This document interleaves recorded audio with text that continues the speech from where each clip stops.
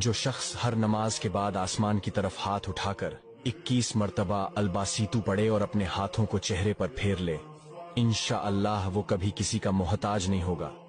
حدیث مبارکہ ہے کہ جو شخص سورۃ الشمس والشمس وضحاها ایک مرتبہ پڑھ لے، صرف ایک مرتبہ، اس کو کیا ملے گا؟ پوری دنیا، گویا کہ اس نے پوری دنیا کو صدقہ کر دیا، پوری دنیا صدقہ کرنے کا ثواب ملے گا۔ کئی مرتبہ یہ سوال ہوتا ہے کہ مولانا مجھے کون سی انگوٹھی پہننا چاہیے اور اس پر کیا لکھا ہوا ہو؟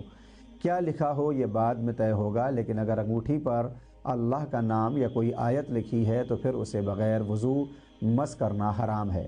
روایت ہے کہ مولا الموحدین امیر المؤمنین کے پاس 4 انگوٹھیاں تھیں جنہیں آپ پہنا کرتے تھے۔ ایک انگوٹھی یاقوت کی تھی جسے آپ بزرگی کے لیے پہنتے، دوسری فیروزے کی تھی کہ جس کو آپ نصرت و مدد کے لیے، اور حدید چینی کو قوت کی خاطر، اور عقیق کو اپنی حفاظت کے لیے پہنا کرتے تھے۔